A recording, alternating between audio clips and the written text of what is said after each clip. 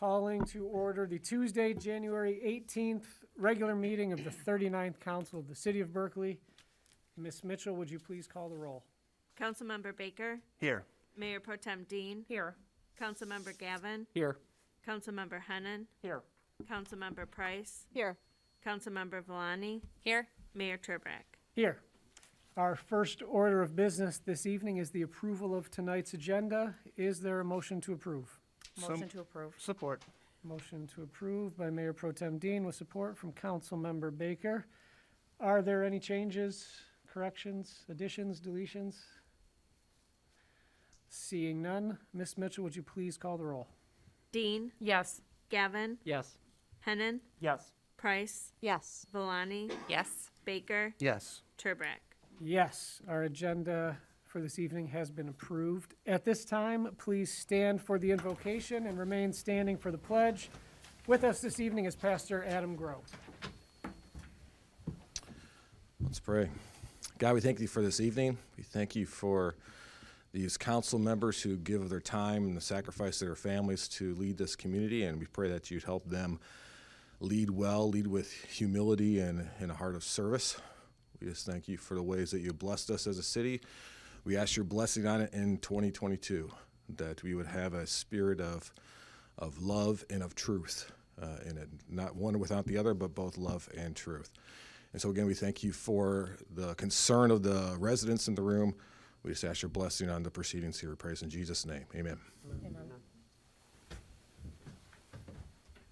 I pledge allegiance to the flag of the United States of America and to the republic for which it stands, one nation, under God, indivisible, with liberty and justice for all.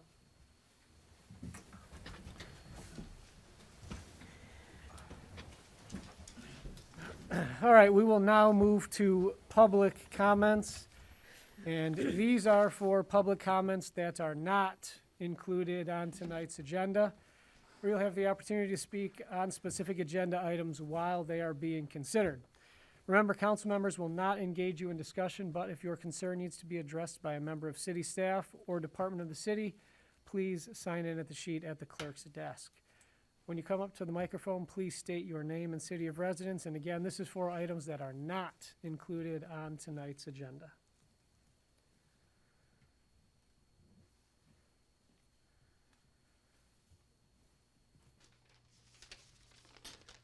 Hi, my name is David Lupien Parrish. I'm a Berkeley resident. I've come before you tonight to speak about an unconstitutional provision in our city's code. My issue is with the line in Section 5, subsection 4 of R 3921, which states that no person shall make any personal attack against a candidate, the mayor, or any council member or city employee. This is in violation of the rights of the people according to the First Amendment of the United States Constitution in Article 1, Section 3 and Article 1, Section 5 of the Michigan State Constitution.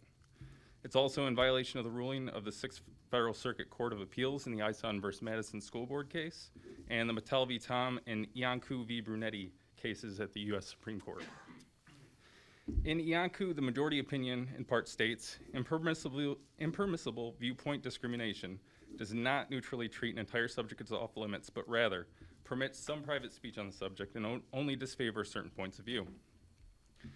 Now, the text gives an outsized influence to certain speech and completely limits opposing speech. I saw no regulation of speech supporting or praising city employees or elected officials. Only speech that the council would consider a personal attack would be prohibited. This unfairly gives voice to citizens who agree with this council's decisions and limits public debate on any topic related to the employees of the people. In every council meeting, this council gives residents an opportunity to address the council on any topic not listed in the agenda. This open invitation that the council makes to its constituency is contrary to the rules that it is threatening to enforce. In matters of law that affect constitutional rights, the courts have held that the body must have a compelling state interest. An interest is compelling when it is essential or necessary rather than a choice, preference, or discretion. I ask what your compelling state interest is in restricting the voice of the people. To me, it seems like this language in the code has one purpose: to protect the government from the people it is supposed to serve and represent. How can you represent someone if you have no interest in what they have to say? This regulation of speech was not well written, not clearly defined, and is unconstitutional. I ask that this council amend the code of ordinances to remove the language and any other restrictions on the rights of the people. Thank you. Thank you.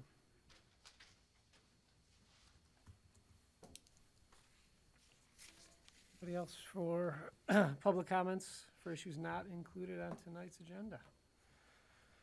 It would appear that everybody else is here for a specific agenda item.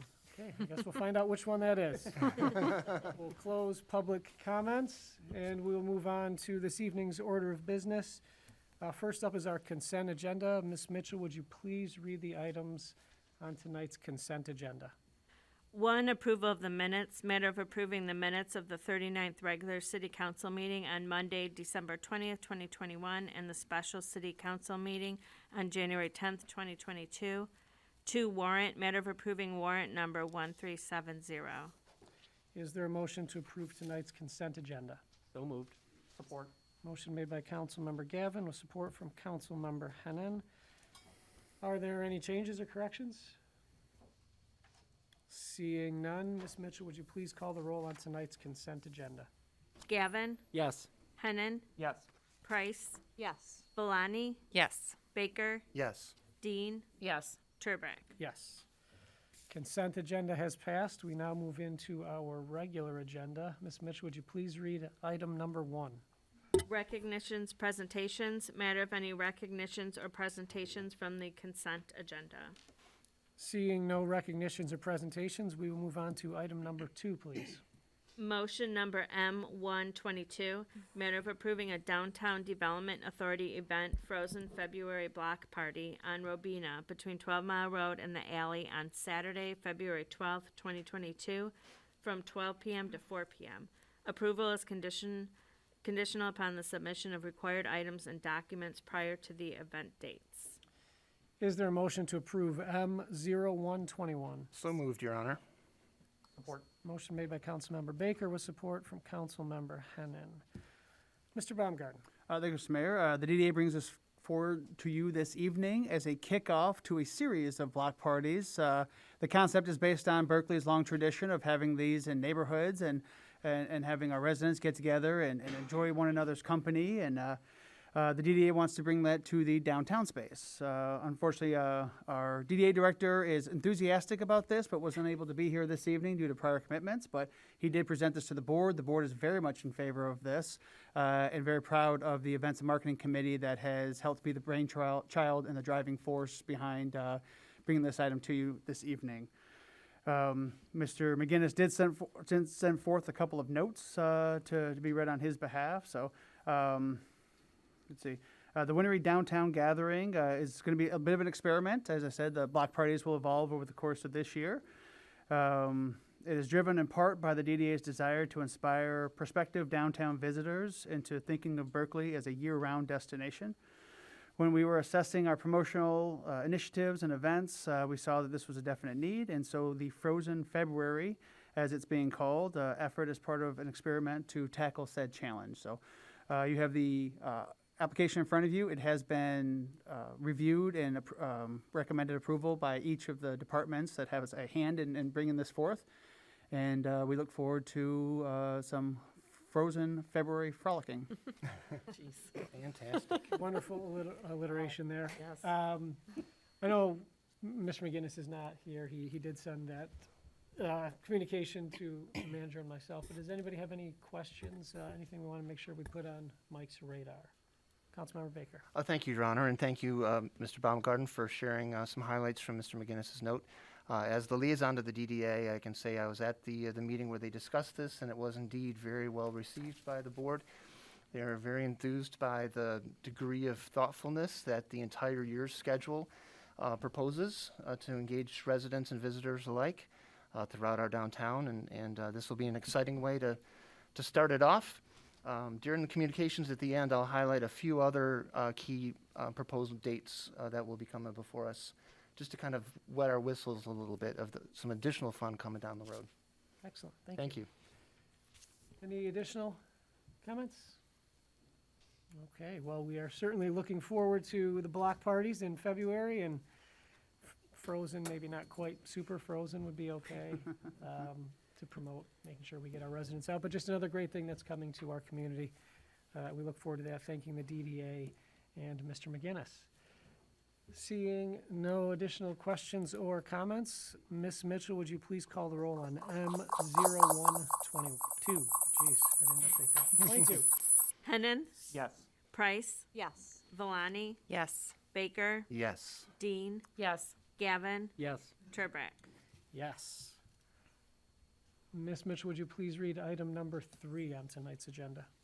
Motion number M222, matter of authorizing the purchase and install of new toddler play equipment, shades, and picnic tables at Oxford Park at a cost not to exceed $813.04 from Mid-States Recreation, 1279 Hazelton Etna Road Southwest, Pataskala, Ohio, 43062. Funds for this expenditure will come from account 615-950-974-000. Is there a motion to approve M0222? Motion to approve. Support. Motion made by Mayor Pro Tem Dean with support from Councilmember Price. Mr. Baumgarten? Thank you, Mr. Mayor. Just a quick introduction, but you are joined by Teresa McCarlton, our Parks and Recreation Director. As we talked about for a couple of years, this was going to be a multi-part park project. And this is the work slated for the upcoming year, really fleshing out the fact that this is truly a park for all ages. So this is going to be tailored towards our younger users as well as the parents that are there watching them who would like to seek some shade. All right, Ms. McCarlton, can you hear us? I can hear you. Can you hear me? We cannot hear you, though. You cannot hear me. Louder. Uh-oh. Wah, wah, wah. We're trying, hold on, I see some things on the screen happening. Oh. Now I don't see much of anything Okay, happening on the bye-bye. screen. Uh-oh, we're going to Google. How to make speaker work. We will come back in just a second. Bear with us, please. And try to get Teresa back on the line. Mr. Mayor, if I may fill a little bit of time here. Go ahead. Your packet does include a memo from Teresa as well, sort of outlining the need and the funding source for these items, as well as how we came to a recommendation for this design and this vendor.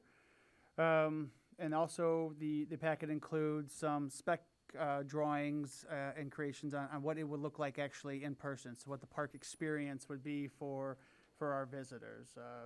We're excited to see this be fully fleshed out, and we're excited to invite one and all to what is going to be really a jewel of our park system here in Berkeley. All right. We need to turn the volume up? She's returning now. Okay. Yeah, do we have the TV volumes up? Yeah,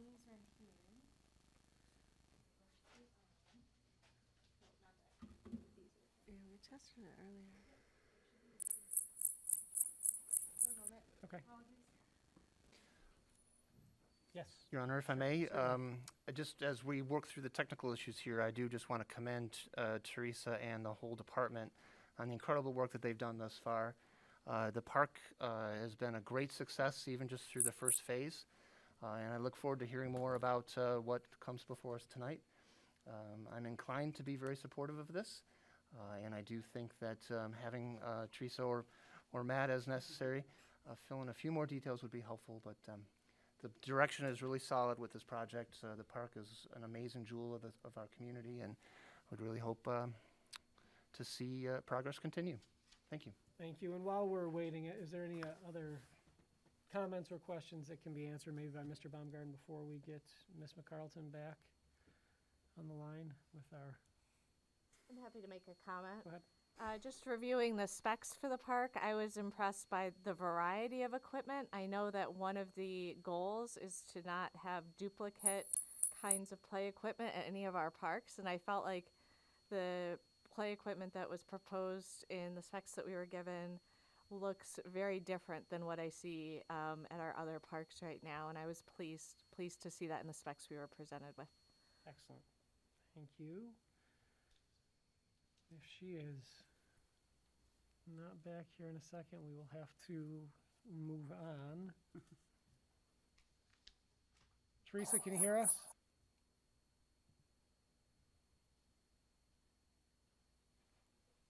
In the bottom right, it says the speaker's got an X through it. Does. Yeah, I think we're routing the audio through the exterior speakers Yeah. here. Oh. There we are.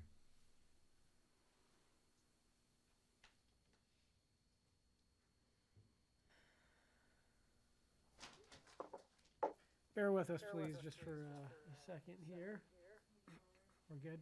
No? Okay. All right, so we are actually going to have to move to our next agenda item momentarily, so we will have to Teresa, go ahead. make a motion to Can you- postpone temporarily. Stan, you can hear this me? item. I can hear you. Hopefully that we But get they this can't? back online here in the next couple of minutes. I don't before know. we end up- I don't want to take action. I don't think they without can.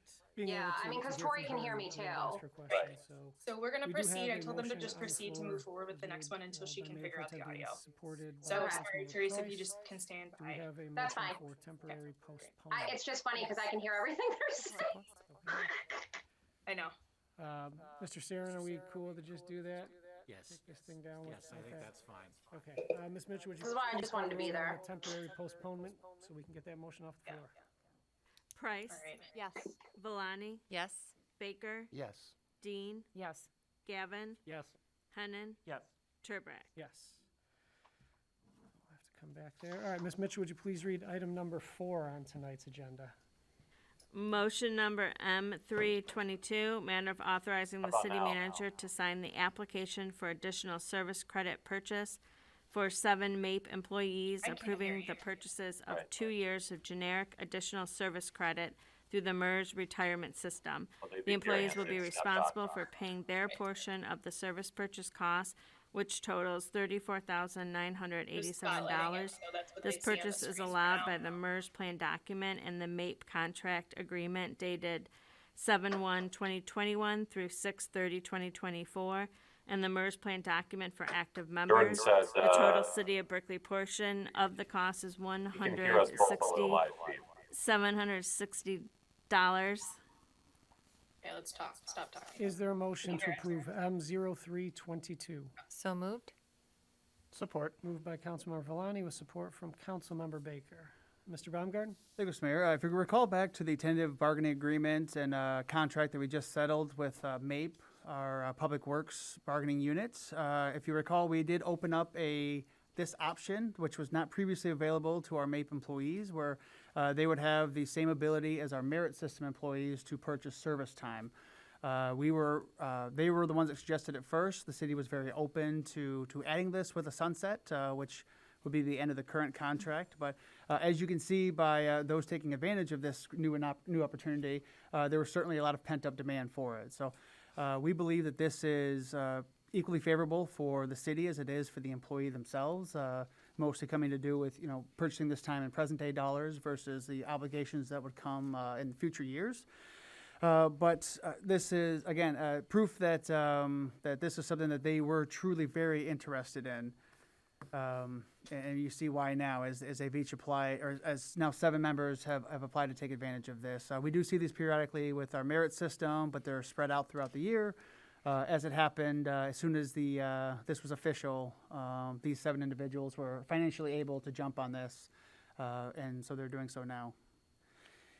Anyway, so as noted in the memo from the finance director, he does go through point by point of the cost to the individual, its cost to the city, as well as noting those totals, and making the same justification I mentioned about the mutual beneficial agreement here. So because we do allow this, because MERS allows us as well, then we're asking that council consider approving these items and letting these individuals take advantage of this benefit.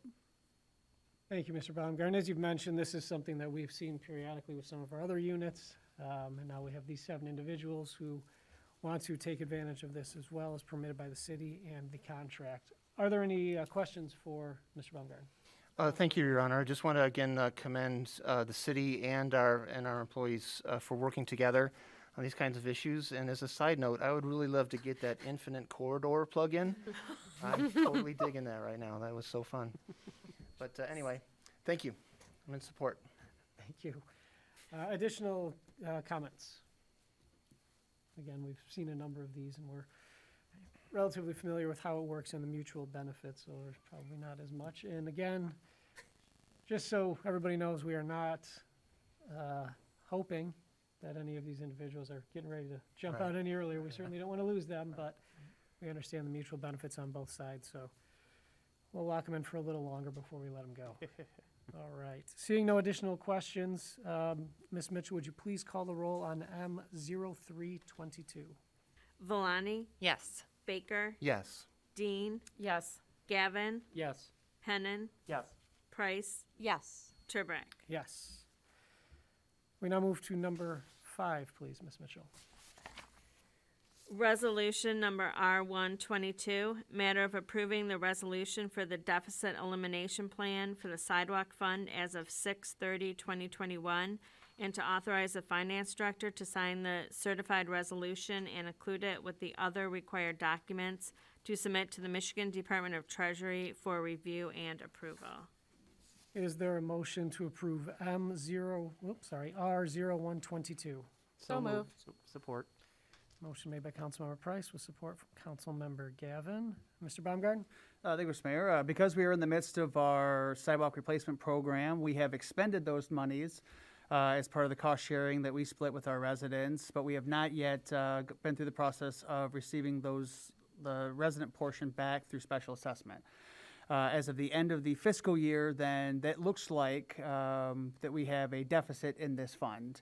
It is more a bookkeeping error than it is anything else, but it was noted in our audit, and so we send a deficit elimination plan to the state treasury to make sure that they understand that this situation is not a structural deficit in the fund, but in fact a one-time timing item more than anything else. So that is the note that is added in this memo, or that's the memo from the finance director included in your packet this evening, explaining that in great detail and showing exactly what we would turn over to the state of Michigan. In theory, this could have been discovered and remedied through the audit process, but it's in this situation, this is a little bit more transparent to just be able and to take the opportunity to take note of this, talk about this in an open and public meeting, and then also have on paper our plan to remedy this with the state as well. So we chose, of course, the more transparent route, and you see this item coming before you this evening to make note of it and to note how it's going to be rectified. Right. As Mr. Baumgarten mentioned and as Mr. Pollack in his memo communicated, it is not that this is something that we did incorrectly. It was merely of when the audit was conducted and when the monies were going to be returned to us for this program that we ended up having to go through this process now. That in mind, are there additional questions for Mr. Baumgarten? No, again, it's an accounting issue, and we will remedy that as has been discussed. Seeing no additional questions or comments, Ms. Mitchell, would you please call the roll on R0122? Baker, Yes. Dean, Yes. Gavin, Yes. Hennan, Yes. Price, Yes. Valani, Yes. Turbrack. Yes. Hi, can you guys hear me? Yes. We can hear A you. little bit, yep. Okay, is it still really quiet? It is Yes. really quiet. Okay. We can hear you. We'll listen hard. Okay. Okay, I'll transfer it over to Teresa, and then I will see you guys shortly. Okay, can you guys hear me? Yes, hold on one second, Teresa, and let me get that motion back on the table. Okay. Ms. Mitchell, Mr. Stern, do we have to reread the motion? No, I Can she think just call it recall, and- you can just recall item number 3 on All the right. agenda. We're going to recall item number 3 that was moved by Mayor Pro Tem Dean and supported by Councilmember Price. And Teresa, when you are ready, you're on. Okay, I'm gonna stay off screen if that's okay. I think that works a little bit better. Can you hear me? Give me a thumbs up. Yes, thumbs up. Okay, awesome. Thanks, guys. So obviously I heard a little bit of the city manager talking about what we were doing here. And as you know, this is a continuation of the work that's happening at this park. This will not be the last thing that is coming before you regarding this park, but this is what we are doing in this fiscal year. So what you see before you is shade sails that will be cord drilled into the seating area, so that will provide shade while people are at the splash pad. Very necessary, very important. As well as picnic tables, two of which are accessible picnic tables, a third picnic table. So there will be 3 different seating areas, which is the way that it was designed at the park. And then the other thing that you see is a toddler play area that is really designed for the very smallest kids, who a number of them do go to the splash pad. And as I heard Councilmember Price say, what we tried to do is offer things that are not at any of our other parks. Particularly that young children like. One of those things that we did was add the turf surface, which is a really good sensory type surface for little ones, as well as like a small hill, a little playhouse type thing, and items like that. We are working with Mid-States, who installed the equipment initially with the large bid through Warren Construction, so the equipment will match. There's an inclusive rocker that's included in this. That's really multi-age and also good for young kids. And I'm happy to answer any questions that anyone has regarding this. All right, questions for our director? Councilmember Hennan? Yes, a couple of questions. I don't have any safety concerns, but I do have some quality concerns. Community Park was done by the same manufacturers, less than a month old, but it has some minor issues. Can you address some of the quality of these systems and just how the warranty process has been working with them? Sure. So they also, yep, they did do Community Park. We are aware of one issue that when it was installed, they were missing the piece that they needed. Is, as you mentioned, it's not a safety concern, it's a quality issue. They have ordered the piece. We are aware that it's coming. They also did Community Park, and when we've had, or Oxford Park, and we've had really good communication with them about that. We have not had issues there. They also give the city a kit to repair, if it's whether it's a paint chip or screw, small things that we can do on our maintenance staff. But a number of these items do have very long warranties on them if there are issues. Obviously, it's a public park, so sometimes the warranty does not extend to if something is purposely damaged. But if something goes down or something is not right, I feel confident working with them. They are one of the largest suppliers in the Midwest. They've done a number of parks in Wayne County, Meridian Township in Michigan, as well as the Toledo area, Ohio, Indiana. And so I feel confident working with them and also continuing keeping the continuity of the original structure that's at the park. What's the expected lifetime of the equipment? So typically equipment is anywhere from 15 to 20 years. The turf itself is usually 8 to 10 years. Obviously that can give or take. Usually people will extend it a little bit longer, and you can replace patches of the turf. Something like the tunnel will extend a little bit longer. The small playhouse, that might be closer to like a 10 to 15 year, but typically other equipment is about a 15 to 20 year life cycle. And we've seen that in our other parks as well. And my last question, just when should we expect this to be installed and ready for the public? It's a great question. It's on about a 3-month, which is why we wanted to get it in now. Most things are on about a 3-month back order. And so we are looking to have everything installed. I always say when they tell you 3 months though, maybe bargain for 4. So I'm hopeful that by May, all of this will be in, including the picnic tables and the shade sails, so that when the park opens, when the splash pad opens, I should say, in June, everything should be done. But they are telling us 3 months, which would put us into April. But I think May is a more confident date. Okay, thank you. Thank you. Additional questions for our director? None. Okay. Well, thank you, Teresa, for being with us and being able to bear with us while we got some of those technical issues underway. Seeing no additional questions, Ms. Mitchell, would you please call the roll on M0222? Price, Yes. Valani, Yes. Baker, Yes. Dean, Yes. Gavin, Yes. Hennan, Yes. Turbrack. Yes. Ms. Mitchell, would you please read item number 6 on tonight's agenda? Motion number M422 through motion number M2322, matter of considering and deciding marijuana business license application appeals for the following. Is there a motion to approve M0422 through M2322? So moved. Support. Motion made by Mayor Pro Tem Dean with support from Council Member Gavin. Okay, before we get into this, I want to be very clear on what we are actually doing this evening, which is deciding on the appeals that have come to us throughout the process outlined in the ordinance. We are not granting any licenses, breaking up any potential ties, or anything else related to future steps in the process. We will go through each appeal outlined on the approved agenda and decide to either affirm or modify the city manager's scoring of the application, taking into account the hearing officer's recommendations. Until that happens, council does not officially have any top scoring candidates or applicants to consider for licensing. So that is all we are doing this evening. Additionally, I want to be very clear that this is not another appeals hearing or a repeat of the appeal hearing that's already taken place, and council will not be taking into consideration any material, suggestions, or comments that were not previously a part of the appeals process.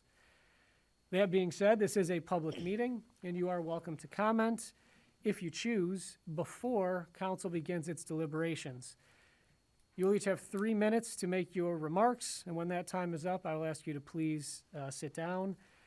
This is not going to devolve into any sort of debate, and once your remarks have concluded, I ask that you not come back to try to make additional comments either about your appeal, another person's appeal, or council's decision. I'm going to keep this meeting in order, and council is going to be able to make their decisions without interruption. I do understand that this has been a much lengthier process than anyone envisioned, planned for, or wished for, and that certainly includes myself, council, and the staff here. It's not our desire to drag this process out at all, I can promise you that. But with the highly litigious nature of this topic, council will be as deliberate as we need to do things correctly and in an open meeting. Should the results of these appeals result in a tie, council will need to deliberate and decide what to do about that, but that will not be happening this evening. That will happen at one of our regularly scheduled meetings if that need does in fact arise, and that will happen at a future meeting because it is not on the agenda and therefore we cannot take action on anything that is not included on our approved agenda.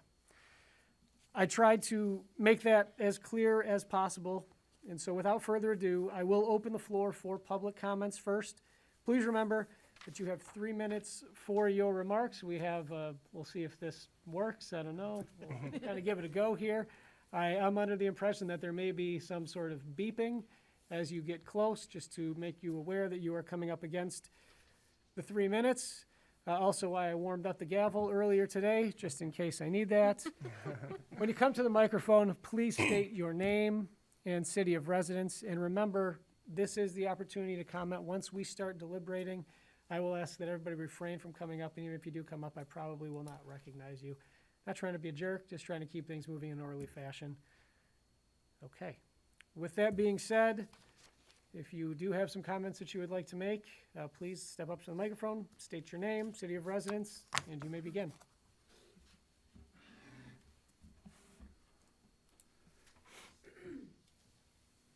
Good evening. Good evening. My name is David Schlackman of Carson Fisher, law firm in Bloomfield Hills, Michigan. We represent applicant BD Warren with respect to its application. On January 13th, we delivered some materials to the city council. Those materials were just duplicative of what was already in the record. We trust that you received those, and we know that you understand your obligation with respect to this matter, and your obligation to review those matters and the matters that are also, and the materials that are also in the record. BDE Warren, by any reasonable review of its application, was underscored. There are 4 areas where BDE Warren was improperly scored, and I'll try to hit those as quickly as I can in the time that I have. The first issue was what's been described as the green roof. 4 points were available. BDE Warren received 0. BDE Warren's application set forth all of the materials that would be used for purposes of the green roof. However, no points were awarded and no explanation other than BDE Warren didn't provide sufficient detail with respect to its green roof. We submit that this is not site plan. This was the application's requirements were to identify if there would be a green roof. BDE Warren did that. If you look at Mr. Need's report and recommendation with respect to this issue and other issues, he says that, well, the city manager had to draw a distinction between applications.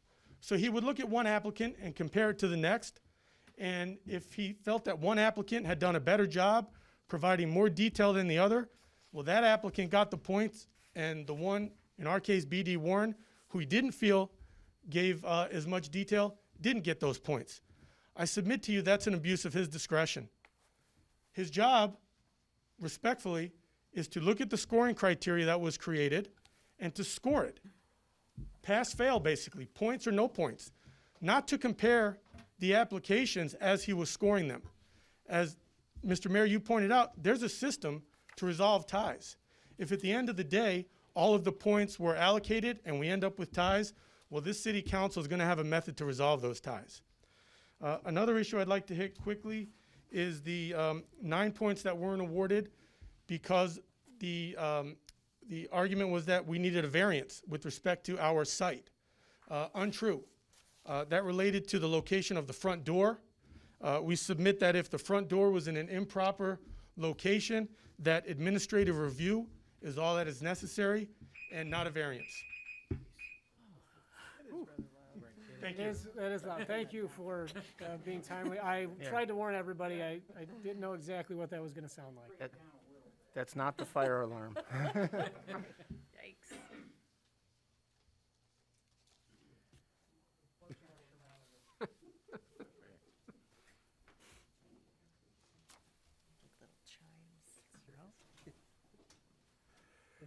This is an opportunity for public comment. Again, once council starts going through, we'll not be pausing, so I want to make sure I give everybody an opportunity to speak if they choose. Hey, Council. Thanks for taking the time to hear public comment this evening. My name is Ari Goldstein here on behalf of applicant FPAW LLC, FPAW Michigan LLC. And we would specifically like to call your attention to a couple of items in Hearing Manager Need's recommendation regarding FPAW Michigan. Specifically, Mr. Need recommended an agreement with the original scoring that would have denied 10 points for Mr. Perullo, the founder and CEO of FPAW Michigan's considerable experience as a founding member of Ascend Wellness Holdings in Boston, which is a multi-state operator and now the 99% owner of FPAW. And at the time this application was submitted, Mr. Perullo had 7 retail licenses under his name. He had 10 grow licenses, but Mr. Need notes that because his nature as described on the resume was more in the nature of business development and not operating a retail establishment, even though the scoring rubric says that any type of licensed marijuana business, including caregiver facilities, which are not exactly a thing, provisioning centers, growers, et cetera, would satisfy this requirement. So we think Mr. Perullo pretty firmly satisfies the requirements for those 10 points. Also, critically, because this is 14 points, which could be outcome determinative, for non-conforming use or structure, Mr. Need notes that, as the city did in their response to us, that we already received 25 points for redeveloping a vacant building, and you're not supposed to be able to get points for both redeveloping a vacant building and having a non-conforming use, but as was discussed during the developers meeting, And we have audio of this that we'd be happy to share with council. Mr. Need's comment that only material non-conforming structural issues would be considered as satisfying the point requirements here, we also take issue with. Other applicants, including none other than BDE Warren, actually received points for both redeveloping a vacant building and addressing a structural nonconformity. And there's no discussion in the zoning ordinance or the marijuana ordinance or any of the application materials, or contrary to hearing officer Need's assertions here, the developers meeting on March 6th that addressed this materiality component. We'd be happy to share that audio with you if that would be helpful. We'll reiterate our comments on the stormwater management points that we lost, and with that, I'll yield the remaining 25 seconds of my time. Thank you. Thank you. And thank you for not subjecting us to the beep.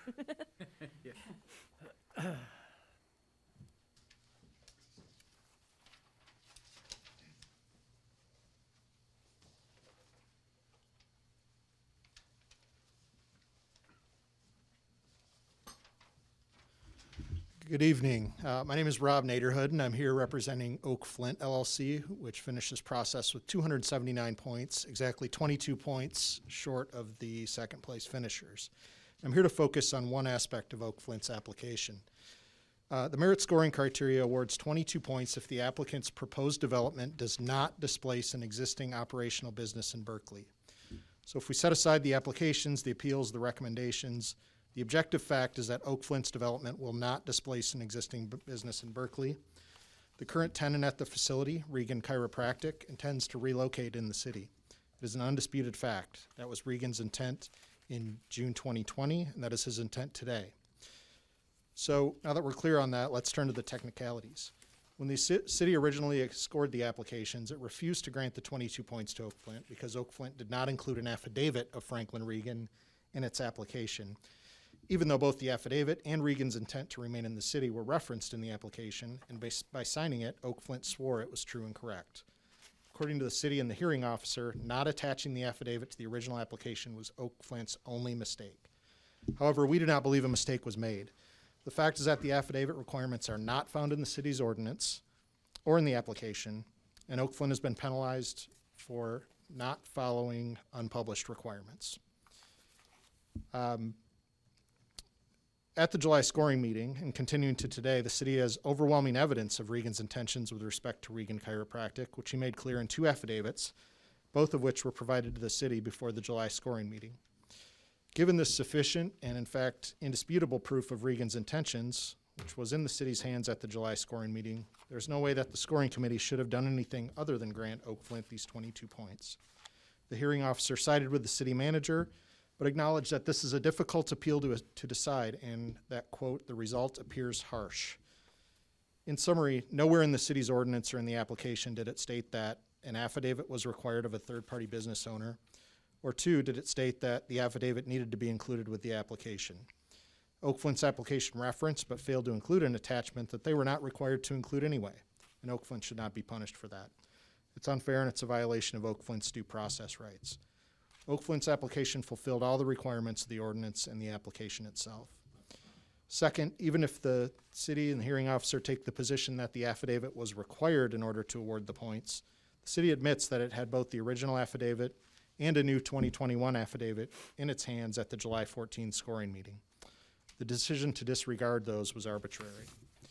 Accordingly, Oak Flint should have been awarded 22 additional points, bringing its total to 301 merit points. Thank you for your consideration.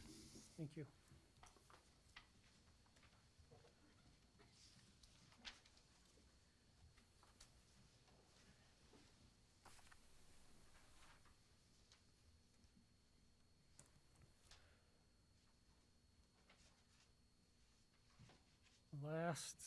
Last call.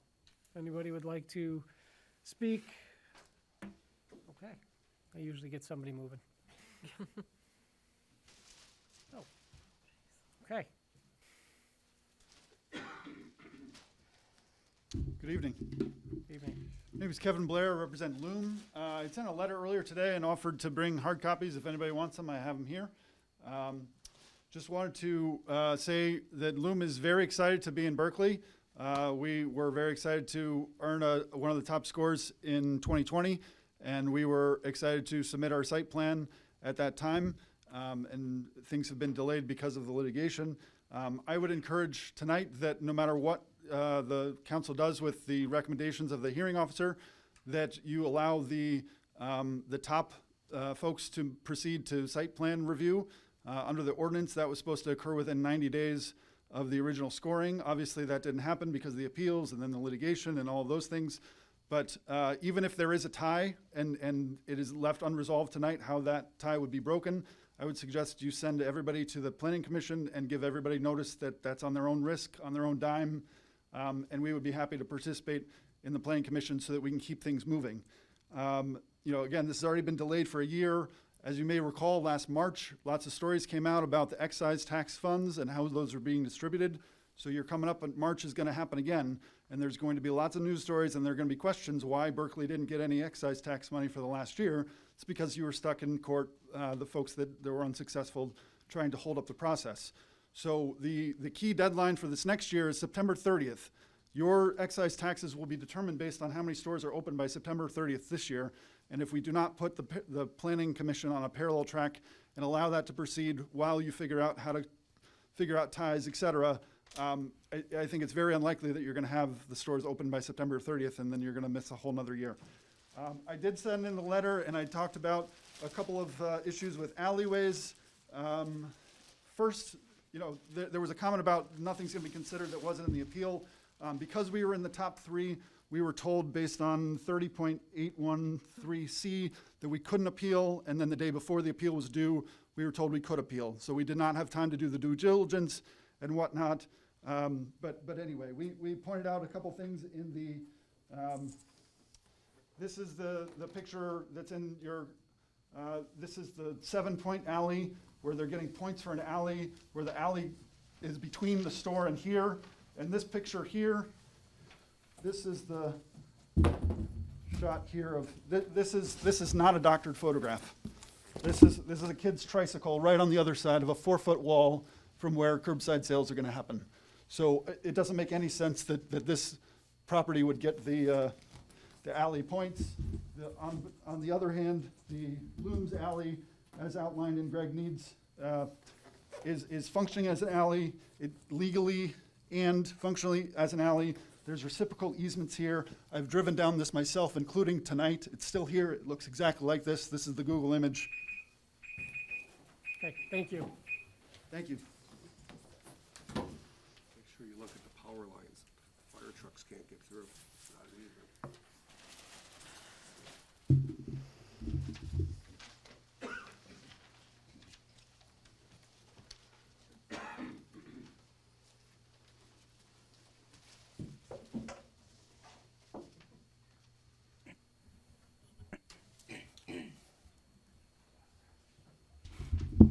I'm Patricia Myers. I'm here on behalf of Berkley Corners.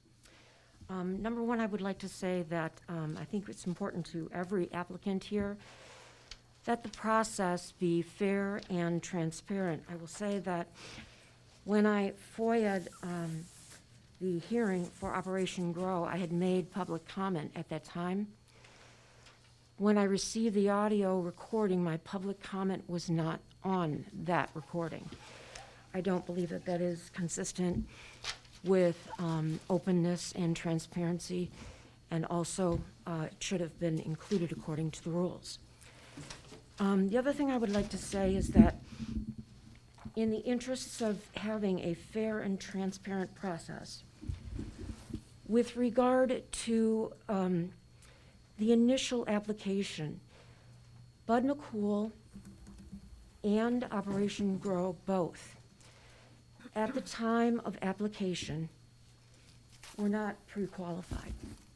It's a binary choice. It's a black or a white. It either is or it isn't. And what I'm leading up to is that there were 7 applicants who scored 0 initially. They failed. Only one of those failed because of lack of pre-qualification, and that was Bud McCool. On the other hand, Operation Grow was not pre-qualified, but it went forward.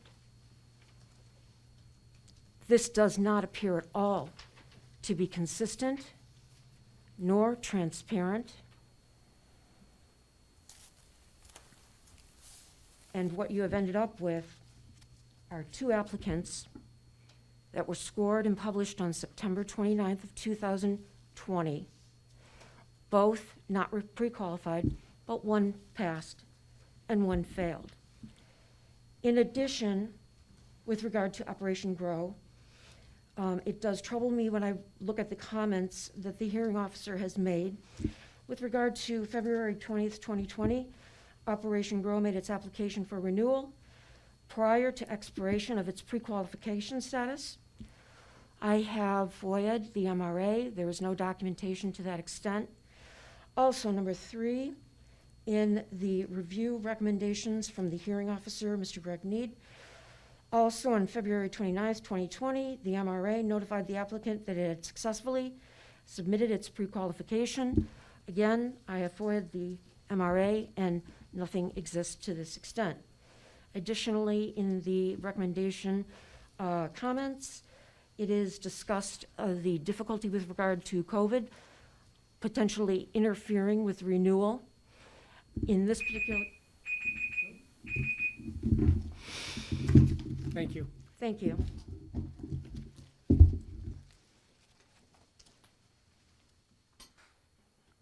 Good evening, David Hansma. I represent Operation Grow.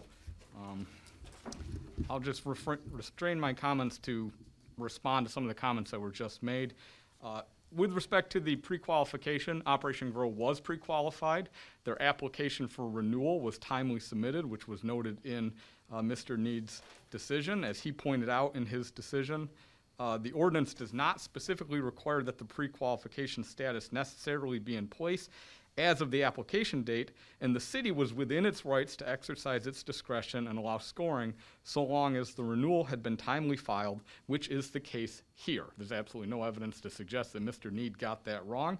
He also points out that that Operation Grow acted in reliance on the instruction that it was given by the city, and that Operation Grow acted in reliance and accordingly complied with the city's ordinance and was entitled to have its application scored. Again, absolutely no evidence suggesting that Mr. Need's decision on that point was incorrect. With respect to FOIA requests, obviously I can't speak to any FOIA request or response thereto, but the materials were set out in our appeal papers that were submitted to Mr. Need, which the council has. Certainly no suggestion that Mr. Need is making up facts in his decision. When he said that these things occurred, it was based on evidence of record that was supplied as part of the appeal process. There's simply no reason to disagree with Mr. Need's conclusions on any of these. And I will reserve the last minute and a half. Thank you. Thank you.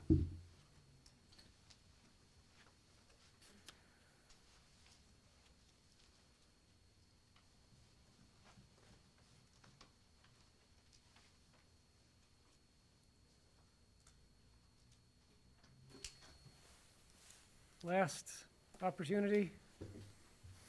Last time it got some additional folks moving. So again, I just want to make sure that I give everybody time. If anybody would like to address council before we begin, now is that time.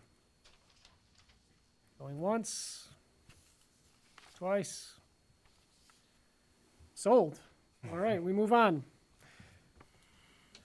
Before we begin, Mr. Baumgarten, I'll hand it over to you just for a minute, or Mr. Stern. Is there anything to add before council deliberates on the appeals before us? No, Mr. Mayor, I believe all items have been provided to council. Council had the opportunity to provide or to review the pertinent materials, including the appeals, the responses, the recommendations of the hearing officer. I know that council has taken the opportunity to do that, as I've been able to answer some questions, as has Mr. Sterin. So I believe council is fully prepared to make a decision.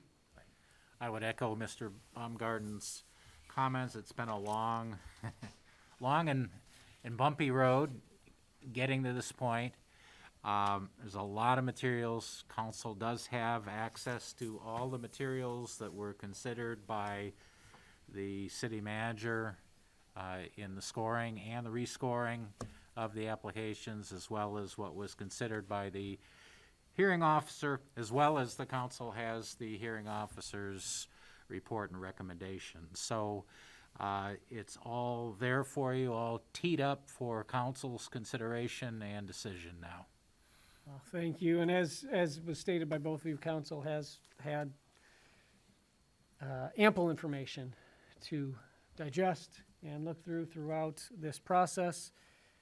We have been, although this is the first time that council was making any sort of action or taking any sort of action on these items, we have certainly been involved and apprised of everything that has happened throughout. So what is going to happen now is I will read, we have 21, I believe, on here.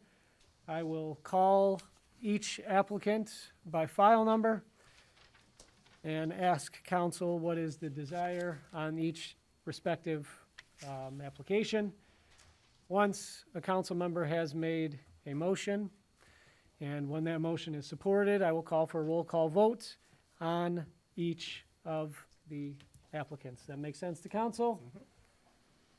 Okay, and hopefully it makes sense to everybody else that is with us, but most importantly, I want it to make sense to council because they're the ones who have to cast a vote on this. Any questions from council before we begin? Seeing none. Okay. We'll begin with application file PMA 20-002, Bud McCool, 9/16/21 and 12/10/21. Comments or a recommendation? What is the desire of council? Regarding file number PMA 20-0002, Bud McCool, for both 9/16 and 12/10 appeals, I move that City Council accepts and adopts the appeal hearing officer's recommendation to affirm the city manager's scoring of the application based on and incorporating the findings, reasons, and conclusions set forth in the written recommendation of hearing officer, and the city shall notify the appellant in writing of council's decision. We have a motion. Is there support? Support. Motion has been made by Councilmember Villani, supported by Mayor Pro Tem Dean. Any additional discussion on the motion? Seeing none, Ms. Mitchell, would you call the roll on PMA 20-002? Dean? Yes. Gavin? Yes. Hennan? Yes. Price? Yes. Villani? Yes. Baker? Yes. Turbrack? Yes.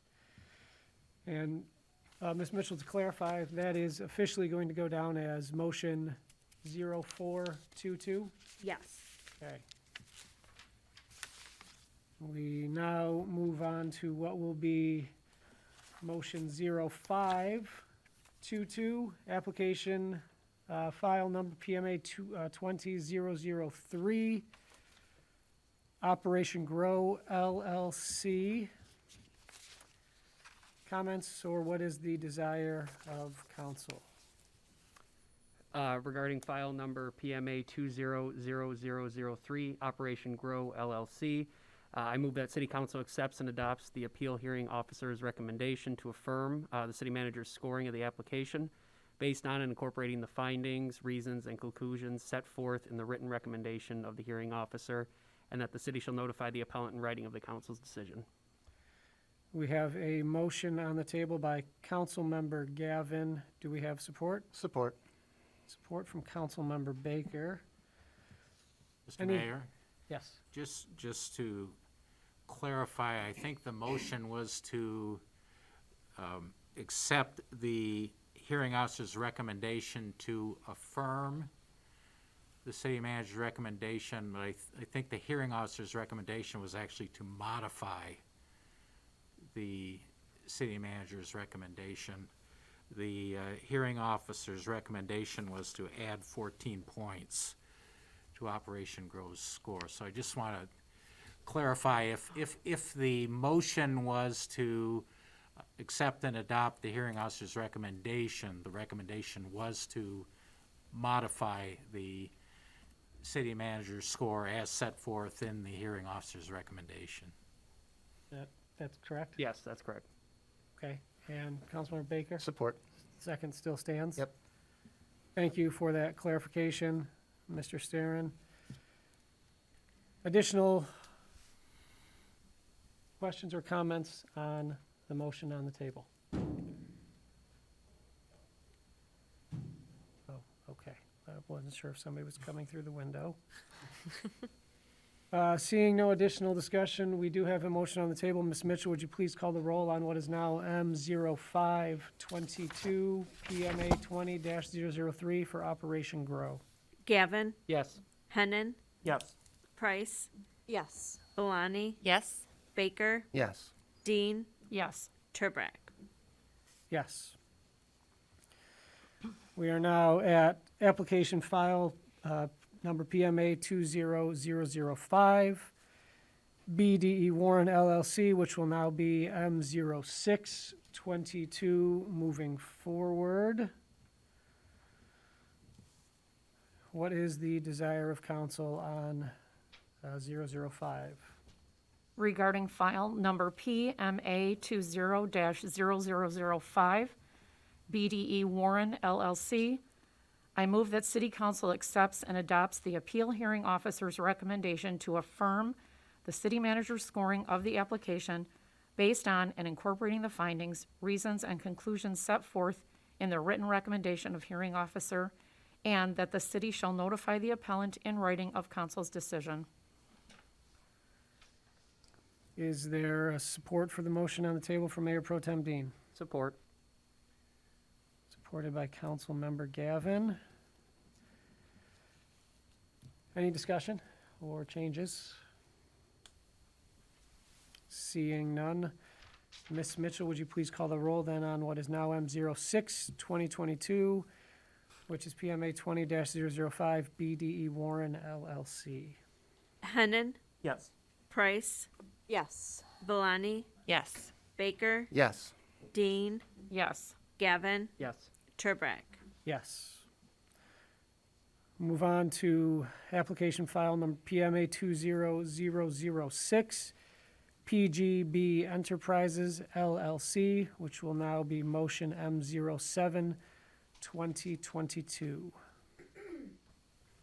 What is the desire of council? Councilmember Baker? Your Honor, thank you. Regarding file number PMA 20-0006, I move that City Council accepts and adopts the appeal hearing officer's recommendations to affirm the city manager's scoring of the application based on and incorporating the findings, reasons, and conclusions set forth in the written recommendation of the hearing officer, and that the city shall notify the appellant in writing of the council's decision. We have a motion made by Councilmember Baker. Is there a second? Support. Seconded by Councilmember Valani. Any further discussion on the motion? Seeing none, then Ms. Mitchell, would you call the roll on what is now M07-2022, PMA 20006, PGB Enterprises LLC? Price, Yes. Valani, Yes. Baker, Yes. Dean, Yes. Gavin, Yes. Hennan, Yes. Turbrack. Yes. We now move on to application file number PMA 20-007. This is Yellowtail Ventures on 11 Mile, which will now be motion 08-2022 moving forward. Let's get into the comments or the desire of the council.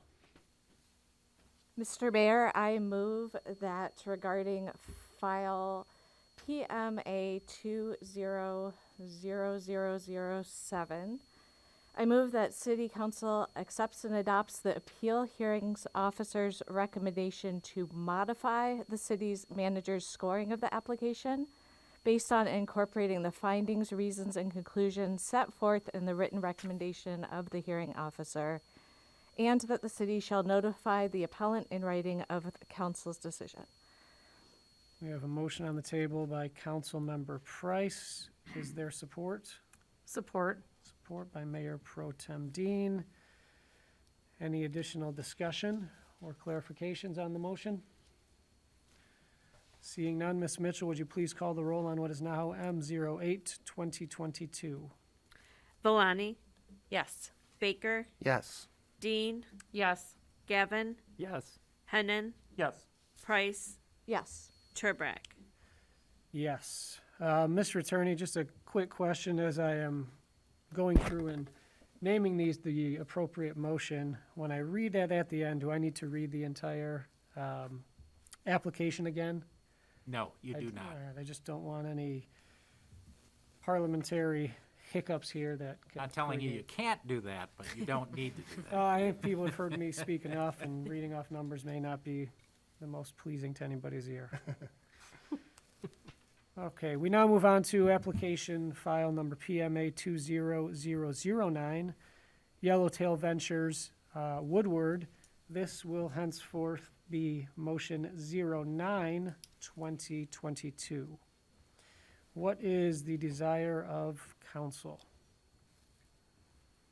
Regarding file number PMA 20-009, I move that City Council accepts and adopts the appeal hearing officer's recommendation to modify the city manager's scoring of the application based on and incorporating the findings, reasons, and conclusions set forth in the written recommendation of the hearing officer, and the city shall notify the appellant in writing of council's decision. We have a motion on the table from Councilmember Hennan. Is there a second? I'll second that. Second, Councilmember Price. Any additional discussion on the motion? Seeing none, Ms. Mitchell, would you please call the roll on what is now M09-22? Baker, Yes. Dean, Yes. Gavin, Yes. Hennan, Yes. Price, Yes. Valani, Yes. Turbrack. Yes. We now move to application file number PMA 20-0010, Attitude Wellness, which will now be motion M10-2022. Questions, comments, or what is the desire of council on this item? Regarding file number PMA 20-0010, Attitude Wellness, I move that City Council accepts and adopts the appeal hearing officer's recommendation to affirm the city manager's scoring of the application based on and incorporating the findings, reasons, and conclusions set forth in the written recommendation of the hearing officer, and the city shall notify the appellant in writing of council's decision. We have a motion on the table by Councilmember Valani. Is there a second? Second. Second by Councilmember Baker. Additional discussion? Seeing none, Ms. Mitchell, would you please call the roll on motion 10-22? Dean, Yes. Gavin, Yes. Hennan, Yes. Price, Yes. Valani, Yes. Baker, Yes. Turbrack. Yes. Moving to application file number PMA 20-0011, Green Bronco LLC, which will now be motion 11-22. What is the desire of council, or questions or comments? Your Honor, regarding file number PMA 20-0011, Green Bronco LLC, I move that City Council accepts and adopts the appeal hearing officer's recommendation to modify the city manager's scoring of the application based on and incorporating the findings, reasons, and conclusions set forth in the written recommendation of the hearing officer, and that the city shall notify the appellant in writing of council's decision. We have a motion on the table by Councilmember Gavin. Is there a second? Support? Support from Councilmember Valani. Discussion, or comments, or questions? Seeing none, Ms. Mitchell, would you please call the roll on M11-22? Gavin, Yes. Hennan, Yes. Price, Yes. Valani, Yes. Baker, Yes. Dean, Yes. Turbrack. Yes. Moving on to application file number PMA 20-0013, FPAW, yes, Michigan LLC, DBA Michigan Supply and Provisions. What is the desire of council? Your Honor, regarding file number PMA 20-0013, FPAW Michigan, I move that City Council accepts and adopts the appeal hearing officer's recommendation to modify the city manager's scoring of the application based on and incorporating the findings, reasons, and conclusions set forth in the written recommendation of the hearing officer, and the city shall notify the appellant in writing of council's decision. We have a motion on the table by Mayor Pro Tem Dean. Is there support? Support. Support by Councilmember Gavin. Discussion? Seeing none, Ms. Mitchell, would you please call the roll? Uh-oh, I didn't think I told, this is now M1222. First of all, would you please call the roll on M1222? Hennan, Yes. Price, Yes. Valani, Yes. Baker, Yes. Dean, Yes. Gavin, Yes. Turbrack. Yes. We now move on to application file number PMA-0014, Berkley Herbal Center LLC, which will now be M13-2022. What is the desire of council? Your Honor, Councilmember Baker? regarding file number PMA 20-0014, I move that City Council accepts and adopts the appeal hearing officer's recommendation to approve the city manager's scoring of the application based on and incorporating the findings, reasons, and conclusions set forth in the written recommendation of hearing officer, and the city shall notify the appellant in writing of council's decision. We have a motion on the table from Councilmember Baker. Is there support? Support. Support by Mayor Pro Tem Dean. Additional discussion? I just had a quick question. I heard approve. I was wondering, does it matter approve or affirm? Mr. Sterin, is it the same? They're probably synonymous, but most of the motions tonight have been to affirm, and it probably I'm happy to make an amendment. makes for a smoother process to have consistent language. Yes, thank you very much for pointing that out. I just got too excited with this whole thing. It's to avoid a question like, well, approve, so it must mean something different. Yeah, I certainly intend to affirm with a double F in there. Sure, there are multiple Fs being There's thrown around probably this lots of room Fs this out evening. Yes, okay, we will leave it at that, and that we are affirming. Mayor Pro Tem Dean, are you okay with the change? Did you support that? Yes, Your Honor, I am in support of the change. Thank you, Councilmember Price. Any additional discussion? Okay, Ms. Mitchell, then would you please call the roll on M13-22? Price, Yes. Valani, Yes. Baker, Affirm. Dean, Yes. Gavin, Yes. Hennan, Yes. Turbrack. I will also say yes. We now move on to application file number PMA 20-0017, 123 Ventures LLC, which will now be motion 14-2022. What is the desire of council? Your Honor, I move that regarding file 0017, 123 Ventures LLC, that City Council accepts and adopts the appeal hearing officer's recommendation to affirm the city manager's scoring of the application based on and incorporating the findings, reasons, and conclusions set forth in the written recommendation of hearing officer, and that the city shall notify the appellant in writing of the council's decision. We have a motion made by Councilmember Price. Is there support? Support. Supported by Councilmember Baker. Any additional questions or discussion? Seeing none, Ms. Mitchell, would you please call the roll on M14-22? Valani, Yes. Baker, Yes. Dean, Yes. Gavin, Yes. Hennan, Yes. Price, Yes. Turbrack. Yes.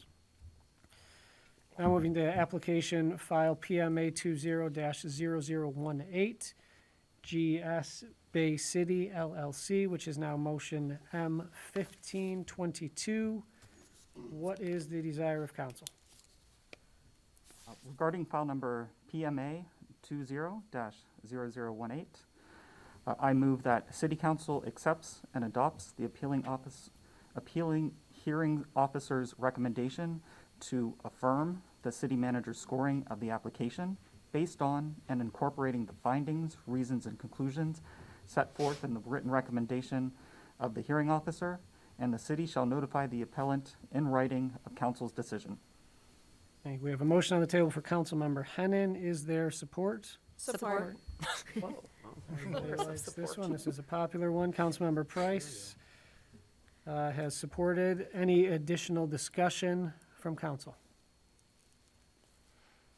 Seeing none, Ms. Mitchell, then would you please call the roll on M1522? Baker, Yes. Dean, Yes. Gavin, Yes. Hennon, Yes.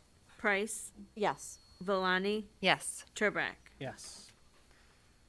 Regarding application file number PMA 200019, Pure Roots LLC, which will now be M1622. What is the desire of council?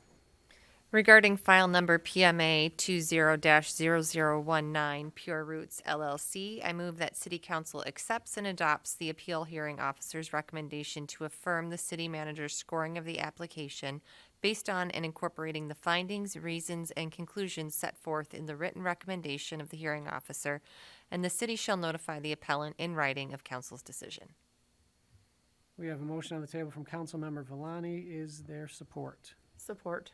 Support from Mayor Pro Tem Dean. Any additional discussion on this item?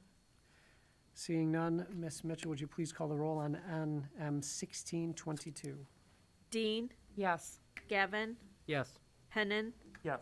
Price, Yes. Villani, Yes. Baker, Yes. Turbrack. Yes. Now moving on to application file number PMA 20-0020, Pure Life Berkley LLC, which is now motion 17-2022.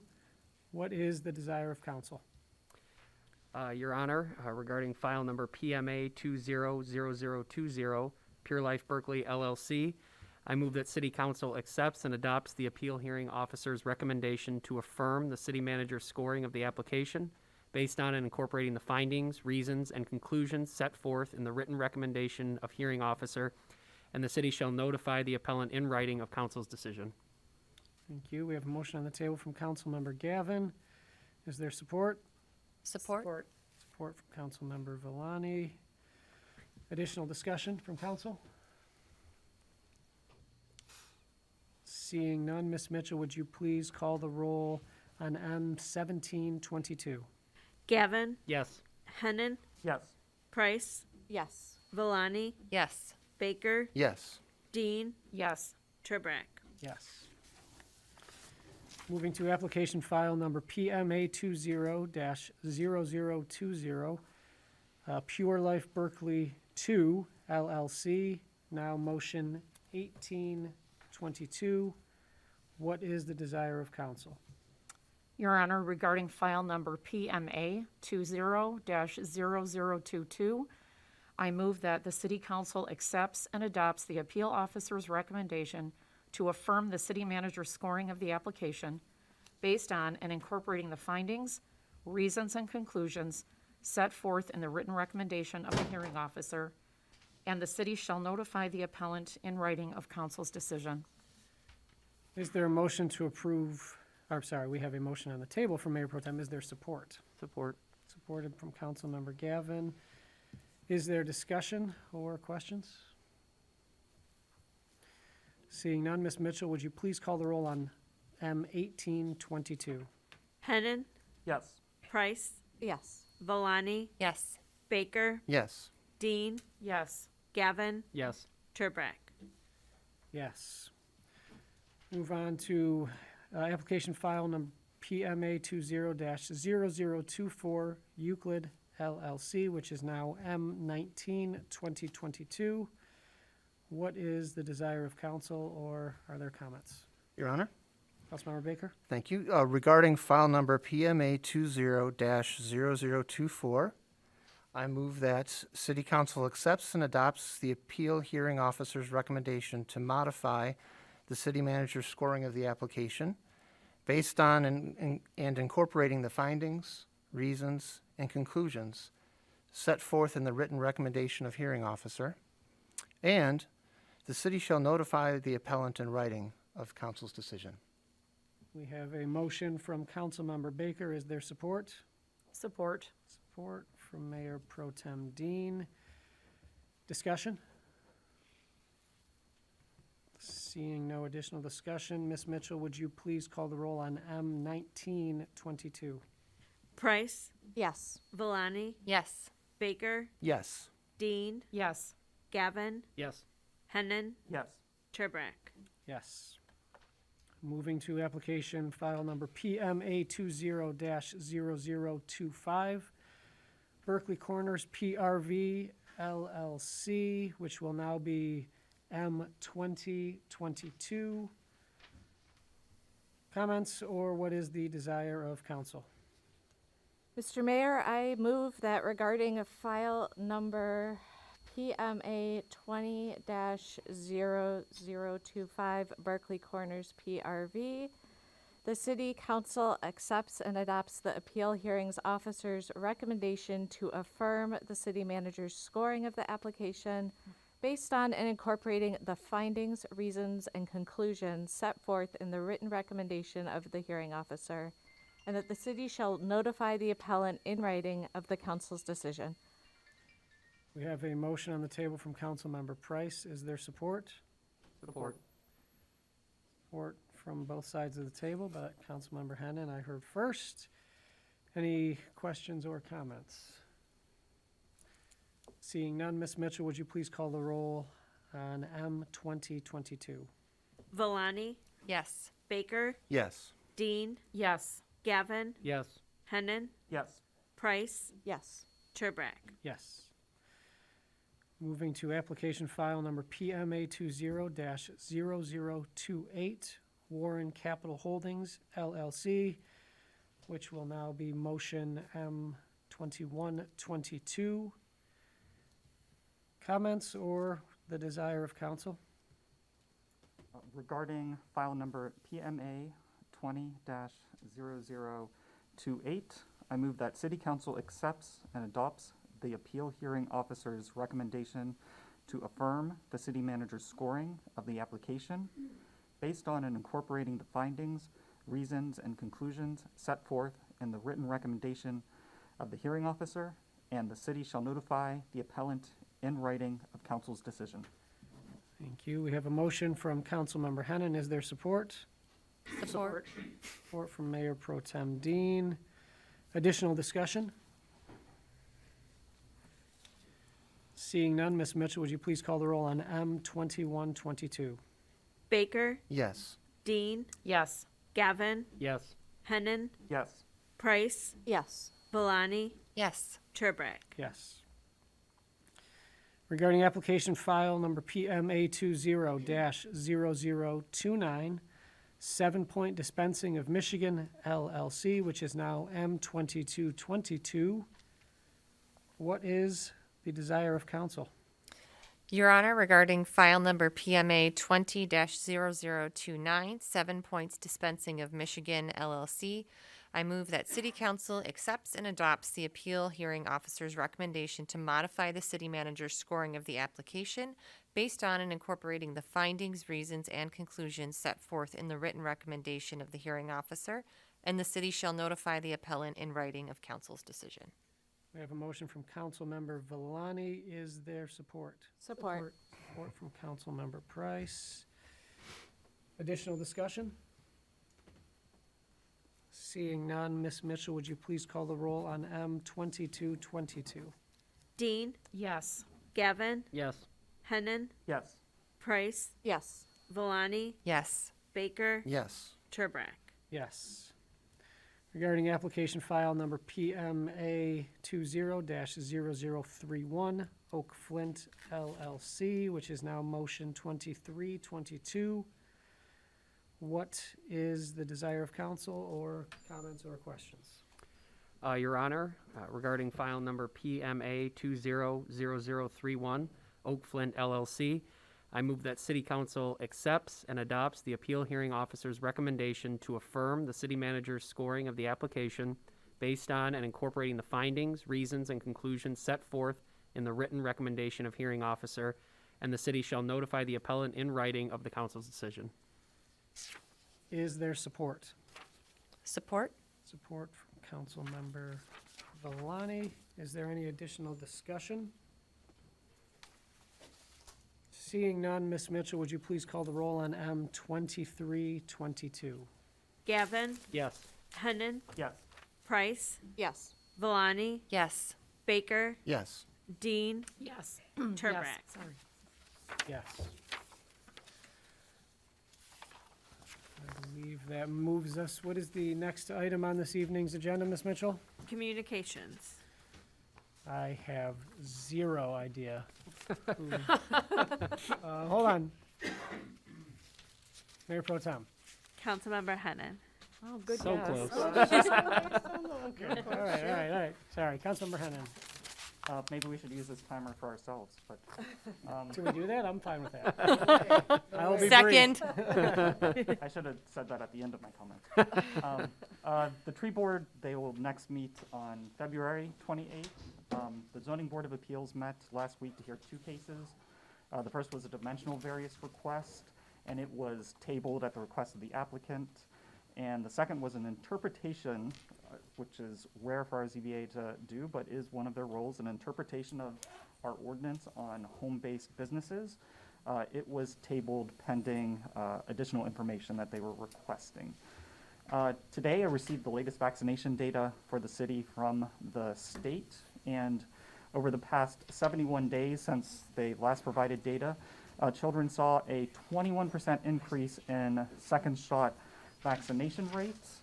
Unfortunately, all of their categories are stagnant, and with children, that's still only 56% completion rate of vaccinations.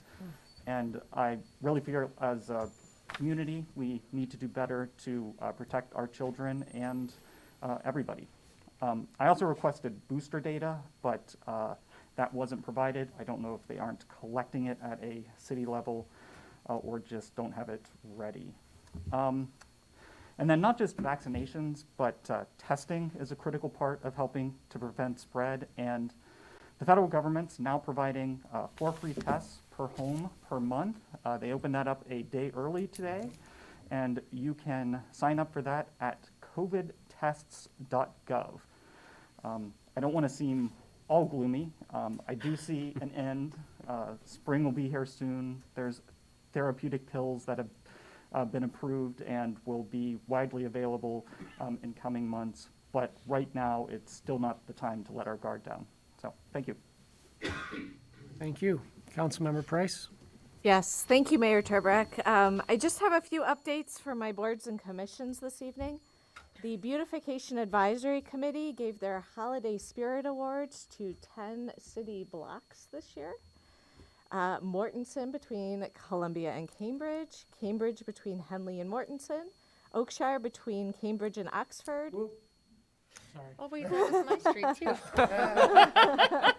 So there. Phillips between Catalpa and Oxford, Wiltshire between Ferris and Cass, Cumberland between Edwards and Morrison, Prairie between Edwards and Morrison. So you can view the photos of these blocks and their festively decorated houses under the Beautification Advisory Committee's page on the city's website. I want to thank everyone throughout Berkley who lit up their homes this holiday season. The Citizens Advisory Committee continues to share free or low-cost resources for our residents on their Berkley Community Resources Facebook group. And our library board will meet tomorrow at 7 p.m. at the library. They will be considering updates to the Code of Conduct, reviewing the board's establishing ordinance, and considering upcoming plans for programming. Currently planned events include a Zoom presentation about improving health by reducing inflammation, That event will be on Wednesday, January 26th at 6:30. And there's also an upcoming online introduction to mindfulness meditation on Wednesday, February 2nd at 6:30. You can register for those on the library's website or by giving our library a call. That's all for me tonight. Thank you. Thank you, Councilmember Price. I apologize for hooting during your presentation. I just thought I heard a block that I recognized there. Very nice. Councilmember Baker. Thank you, Your Honor. A couple quick committee updates as well. Historical Committee met last Tuesday, January 11th. They discussed additional display items that will be proudly in exhibit in the museum. And they've begun the discussion around how to celebrate the upcoming Berkeley's 100th anniversary of becoming a village, which will be celebrated next year in 2023. And look for more information coming soon. There's some exciting projects in the pipeline that will go down in history. The museum is open Wednesdays from 10 to 1 and Sundays from 2 to 4. And you can visit the museum online at berkleyhistory.com. The DDA Board of Directors met on the following day, Wednesday, January 12th. Progress continues on the Berkley Plaza on Coolidge. New benches are being installed throughout our walkable downtown. And they reviewed a calendar of tremendous downtown events, which we hinted at a moment ago. And just a couple of the things, in addition to the Frozen February party block on February 12th, there are several things in March: a reading month and downtown story walk, downtown leprechaun scavenger hunt, and leprechaun nights out on March 17th. Plenty more coming in April through the rest of the year, but I just thought I'd hit the highlights of the next few that are going to be coming before us here.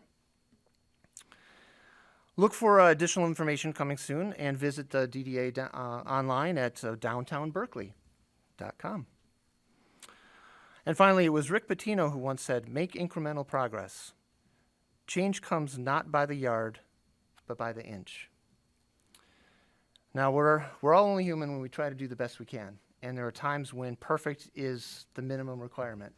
And the process we went through this evening is one of those where we really needed to be careful. Our public safety does a great job being very careful. DPW does a great job. Many of the other things that we could do as a city don't require perfect on day one. There are lots of things that can happen because they say perfect is the enemy of the good. We often chase the perfect solution, which takes a lot of time, as opposed to delivering value early and often and building on the successes. And so not only just for our city folk, but in general for life, right?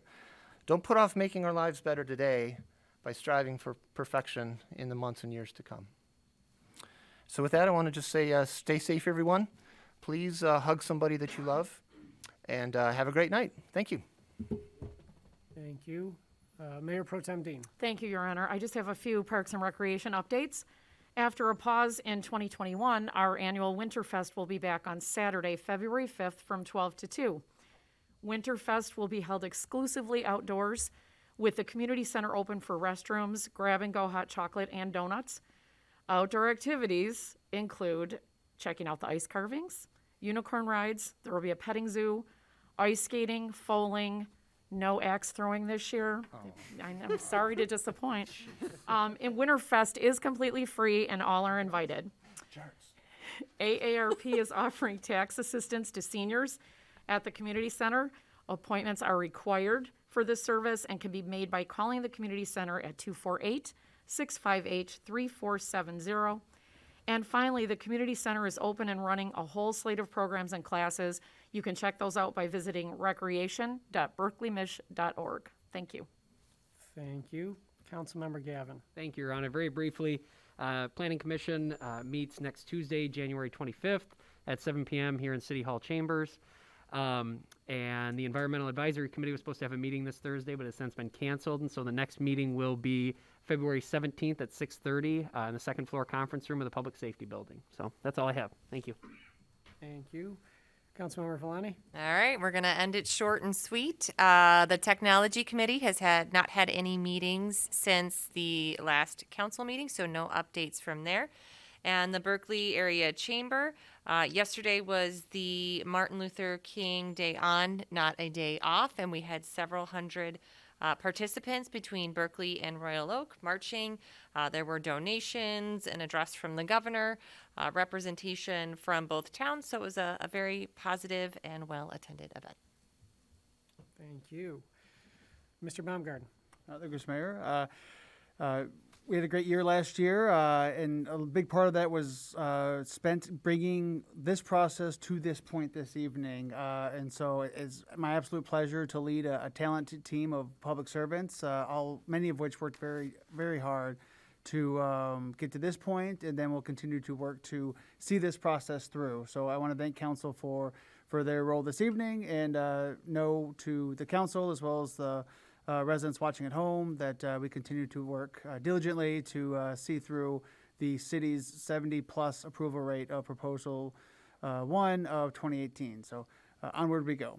Last and only other update I have is that while we are no longer doing the hybrid Zoom for our city council meetings, we have a number of different ways to not only watch these streaming live as it happens, but also communicate and have your feelings and thoughts, commentary on particular zoning or on agenda items, as well as just general public comments are still available through reaching out to the clerk's office, and then also reaching out to our council members at large through any one of their email addresses as well. So still plenty of opportunity to take part in local government. We hope that many do, even when we don't have the hybrid meetings active anymore. So those are the only comments I have, Mr. Mayor. Thank you. Mr. Sterin. Thank you, Mr. Mayor. No updates tonight, but if I could just take a moment to commend council on working your way through tonight what was a difficult and even tedious job, going through a lot of material and making the decisions that you did. The city administration has been living with and working through marijuana business licensing issues, seems like almost daily. Am I right about that, Mr.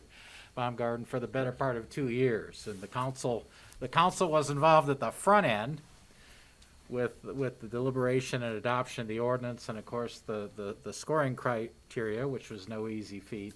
And now it's back to you for the hard decisions again. So I commend you for that. I also just wanted to take this opportunity to sum up a little bit, because I notice over my shoulder we still have a lot of people here probably wondering what happens next. And so just to I guess sum up and maybe reiterate what you said earlier, Mr. Mayor, as a result of council's actions tonight, we now have final scores, which the city manager will be sending out, and I presume we'll be posting that on the website as soon as possible. But the result is in terms of ranking, we have a clear number 1 and number 2 ranked set of applicants, but we have a three-way tie for third place. So as you indicated, Mr. Mayor, it will be a responsibility of council to come back at whether it's the next meeting or a future meeting to weigh and decide upon your options, how you're going to deal with the tie, or that we have basically 5 applicants filling the spots for 3 available licensed locations. So that will be another heavy decision coming your way. And I think there was also a comment made this evening by one of the public commenters suggesting that perhaps the council would want to, at this point, give direction to the city manager to send those, the top 5, the high ranking, onto the planning commission to start that process. And I just kind of want to ask the question, is it the council's desire, is it your desire, Mayor, to hold off on that until we've resolved how we're going to deal with the tie, or is that? That would just be a directive. That would not be something that council would have to take action on, because obviously we don't have an agenda item for that. Is that my understanding? That's correct, but it's just, the comment was made, the time is running, and at this point, the city manager has been waiting for, before anything gets referred to the planning commission, has been waiting for the scores to be finalized, Right. which they now are as a result of the council's decisions this evening, and then the question becomes, how many is the city manager going to be referring to the planning commission, recognizing that the ordinance says he cannot refer more applicants than there are licenses available. And so, again, I come back to, we have 3 licensed locations available, but we've got a traffic jam among the top 5. So Well- I'm just bringing that up. It's something that the council could give direction on that, or maybe you hold that off until your next meeting when we decide how we're going to deal with that, that log jam that I referred to, traffic jam, rather. Well, before, I mean, I guess I could give you my thoughts on that. The biggest issue is what you mentioned. We don't have the final 3 or whatever that number is going to be in place at this point. I would be, I'll take some feedback from council before just trying to unilaterally make decisions out here, although I could do that. Councilmember Valani? So this is for our attorney here. If we were to grant them to move forward, should there be a future decision where when we're putting 5 forward, that we will not have 5 openings, does the additional 2 going through the planning process create any liability or risk to the city for allowing them to move forward in that manner? Well, there's always that potential. I mean, the greater risk would be to applicants who are moving ahead and spending time and money to find out at the end that, sorry, you do not get one of the licenses. So that's why I'm just kind of bringing that question up. I'm not trying to steer you one way or the other, but just the comment. The comment was made, and I think it was a fair comment and a fair fair question. And we are all trying to move this process along. But I'm gathering though that, or at least I'm sensing that council may prefer or be more comfortable with determining what you're going to do. I mean, how many licenses and applicants are you going to end up with? I will tell you, Mr. Starron, that I am certainly not one who wants to continue slowing this process down. Agreed. I would not have personally an issue with those, the pool of 5 people that are currently there, if they wanted to begin that process, knowing the full reality is that you may not actually have a license to go to the planning commission with. But if that allows something to move in the interim before we make that final decision, I am not opposed to allowing that to happen. I do have one additional question for Matt, our city manager. From a capacity standpoint for staffing, will that create an undue burden, having the 5 going through the planning process and getting started? No, ma'am. Okay. Okay. I'm good. Councilmember Gavin, It's a I guess practical we'll just matter. kind of do a little straw I was poll gonna say, here. as a practical matter, if this does come back to council, say in a couple of weeks, for you to, decide what direction you're going to go, the applicants, even if the city manager moves them ahead, they're really not gonna get that far along in the plan. We're just talking about a couple of weeks here. It's not like, we're talking about keep everybody in limbo for 3 or 4 months and then tell people, sorry, you wasted your time at the I would also planning. suggest that, however, should we decide to do that, that we notice something that is legally airtight for us to not have that liability that was mentioned before. If I don't know We'll that. work on that. If I don't know in our world if that there is exists. such a Right, thing. I yeah, don't I have know, lawyers I in the know, room. I I know. don't We do know have if a there number is of attorneys in the room. I'm sure it could tell me a better way to do that. But we'll work on that. And I believe even Mr. Blair, when he made the That comment is the intent. that he would recognize, speaking on behalf of his client and others would hopefully acknowledge and recognize as well that if they decide to proceed before council has made all its relevant decisions, that they are doing so at their own risk. But Okay.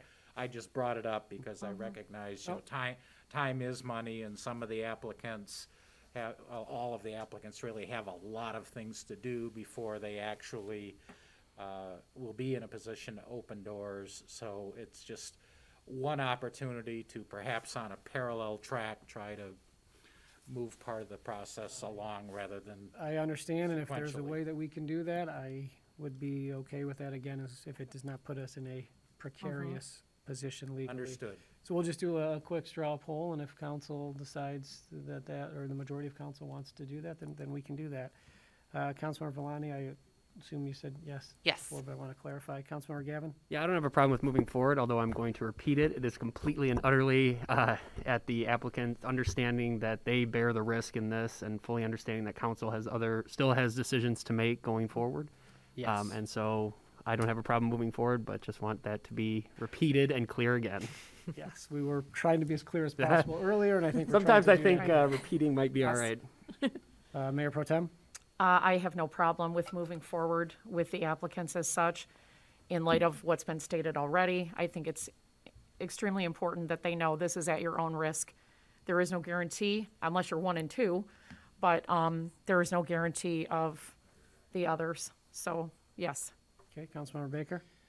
I'm a little nervous about it. I do think that it puts some folks at potential risk of spending money. I mean, maybe they come up with some pretty artifacts that they can do something with afterwards. But if it's, again, very clear that it's at their own risk. And they don't have to. And they don't have to. If they choose to just wait until that happens, then I wouldn't propose to stop. Okay. Councilmember Price? So that's a not no. That's a not no. Councilmember Price? I think in the interest of trying to keep things moving along as much as possible, I would be most comfortable with directing the city manager to allow the applicants 1 and 2 to move forward, and I am not as comfortable with the 3 who are tied for number 3, directing him to move them forward until we resolve that at the next meeting. Okay, Councilmember Hendon? Yeah, my You already had your concern, turn. my concern was capacity of staff, but also with the planning commission volunteers. And sometimes if the back 3, I guess we'll call it, get to the planning commission stage and they have to hold their hearings and make decisions, but then some of those get dropped. So I'm comfortable with 1 and 2, no problem there. I'm comfortable with, let's call it 3, 4, and 5, if they want to start moving through with staff, but do not come before the planning commission until we have made a determination. And just based on our timeline and the planning commission's timeline, I think, we have a meeting in a couple of weeks, which will most likely be on our agenda. And we will have a resolution at that time to the number that we will officially be referring to the planning commission. But I do not have an issue with the folks that are in that top 5 group right now, if they would like to begin preparations again, knowing that it is purely at your own risk, and whatever liability wand I can wave, Mr. Staron, you will wave, however we officially communicate this in the capacity that we do communicate it. I'll work with the city manager on that communication. Nobody do anything until you get official notification, just to make that very clear. What we're saying up here is valid, but I want the legal writing, please, first. That's on record, everybody, it's on record. Okay, we will operate in that manner. Now that you've taken us fully off course, Mr. Staron, is there anything else? Sorry, no, I think I've done enough damage. Sorry about that. Okay, well, it is now up to me, and I'm not going to lie, I drastically overshot the amount of time that we were going to be proceeding this evening. So much so that I shrunk my communications as small as possible and had one for pre-midnight and one for post-midnight. We are before midnight, so I can go with the original version. That actually begins, this has been a lengthy meeting. I guess not, it's kind of more of an average meeting. I will dispense with my normal commentary, sorry. Instead, highlight that today, January 18th, is actually a very special day. Roughly some odd 43 years ago, to this day, my eldest sister, Christy, was born. And although she made the conscious yet extremely baffling decision to move to Chicago and leave Berkeley, I still want to wish her a very, very happy birthday this evening. And with that, I will entertain a motion to adjourn. So moved. Support. Motion made by Mayor Pro Tem Dean with support from Councilmember Hennan. Ms. Mitchell, would you please call the roll? Price, Yes. Valani, Yes. Baker, Yes. Dean, Yes. Gavin, Yes. Hennan, Yes. Turbrack. Yes, the January 18th meeting of the 39th Council of the City of Berkeley is adjourned.